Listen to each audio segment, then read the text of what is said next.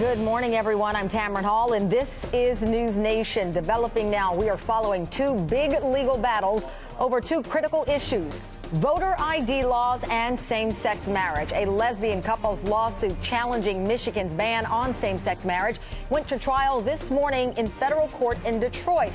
The couple is also fighting for the right to adopt children together, and that issue is expected to trigger heated debate in this trial. More on that in a minute. But first, minutes ago, Wisconsin Supreme Court began hearing arguments in two lawsuits challenging the state's voter ID law that requires all voters to present a government-issued voter ID.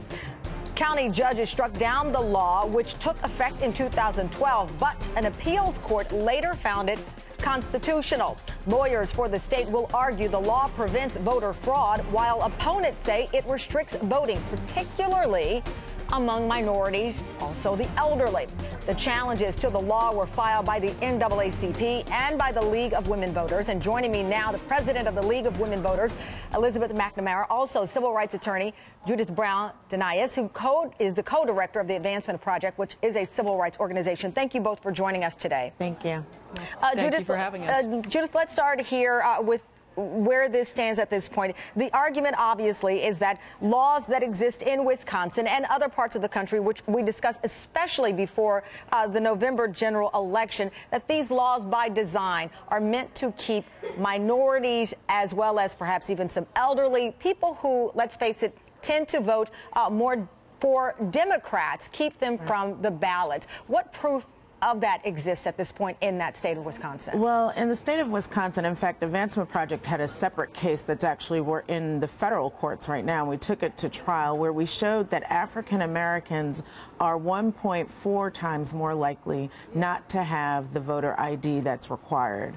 Latinos are more likely 2.3 times more likely not to have the ID. So we know that there are disparities, and we know that this creates a barrier. We had one witness in our case that actually had to pay $2,000 in order to get a birth certificate. She's an elderly African-American woman who was not born in a hospital. So if we're creating these kinds of barriers to voting, when we actually know that there is no fraud to be solved, then we know that what this is really about is a partisan attempt to manipulate the vote and the outcome. And Judith, that data is key, and that you have many who say, listen, this is all made up by Democrats to create a smoke and mirrors issue, when in fact you need an ID to fly, for example, and for so many other things. But you have data. This is more than a, quote, feeling of potential discrimination. That's right. And in fact, in Pennsylvania, where Advancement Project and the ACLU won the case, the court said that there was nothing but vague stories about voter fraud. And we're going to see the same thing in Wisconsin. There is no voter fraud that they are trying to solve. There is no voter fraud that is the problem, but instead what we know is that these laws were surgically crafted to hit the people who vote Democrat: African Americans, Latinos, young voters, and the elderly. The Justice Department is suing North Carolina and Texas over those states' voter ID laws. And Elisabeth, let me bring you in, because the League of Women Voters was among the first to challenge the requirements that all voters present government-issued voter ID. Why was the organization quick to get in? And in fact, as I pointed out, one of the first here.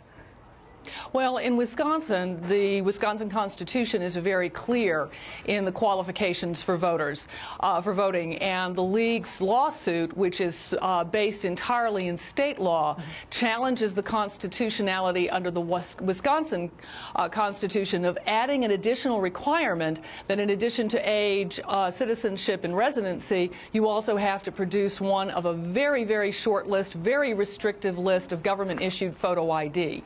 And that's the basis of the League's lawsuit in Wisconsin. Well, we know a county circuit judge sided with the League in 2012 and invalidated the law, but later a state appeals court upheld the measure. Where is your confidence this morning as you are facing another legal hurdle?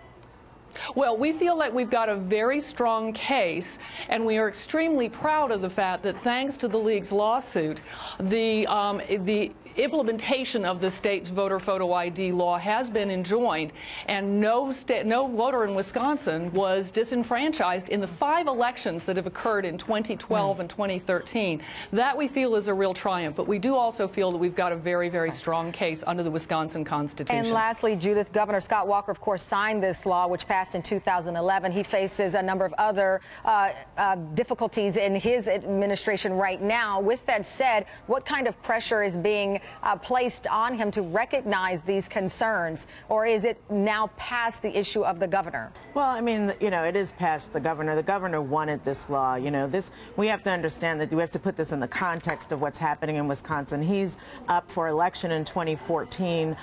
If you're able to put ID in place, make it harder for people to vote, then the outcome might be swung in his favor. We know that it will be a hotly contested election, so he's in favor of it. But we're going to let the courts deal with this. We know that the right to vote is fundamental, and that the Wisconsin Supreme Court will find in their favor. And then we also have the federal court case, which has gone to trial, and we're awaiting a decision, and we think we'll win there too. All right. Thank you both for your time, Judith Browne and Elisabeth MacNamara. Thank you both. Greatly appreciate it.